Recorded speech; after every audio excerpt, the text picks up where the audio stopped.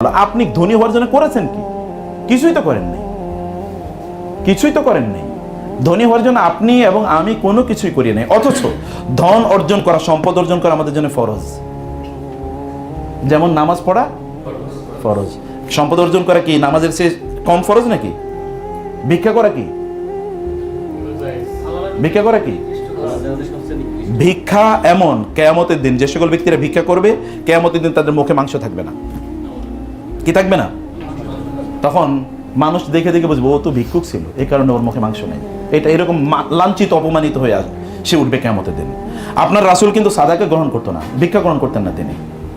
আমরা তো সেই সম্ভ্রান্ত জাতি, ব্লু ব্লাড, মানে যদি বলি আমরা তো রাজার জাতি, কিন্তু আমরা ভিক্ষুক হয়ে গেলাম কবে? ভিক্ষুক হয়ে গেলাম যেদিন থেকে আমরা ব্যবসা ছেড়ে দিয়েছি। আমরা বলছি ওরা ব্যবসা করুক, আমরা কি আখিরাত নিয়ে থাকবো।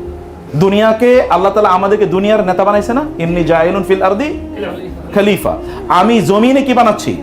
নেতা বানাচ্ছি। তো আপনাদেরকে তো, আপনাদের বাবা তো জমিনের নেতা ছিল, তিনি কে? আদম আলাইহিস সালাম, উনি জমিনের নেতা ছিলেন না? ইব্রাহিম আলাইহিস সালাম আরেকজন বাবা, আল্লাহ তাআলা তাকে বলেছেন কি?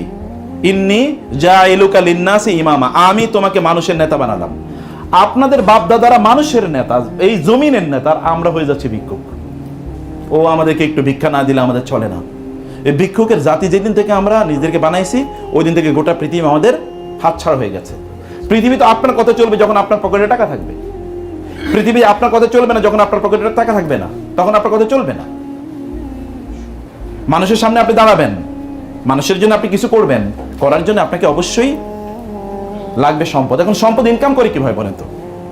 সম্পদ ইনকাম করার শ্রেষ্ঠতম পদ্ধতি হচ্ছে ব্যবসা। শ্রেষ্ঠতম পদ্ধতি কি? ব্যবসা। আপনি চাকরি করে কত টাকা ইনকাম করবেন?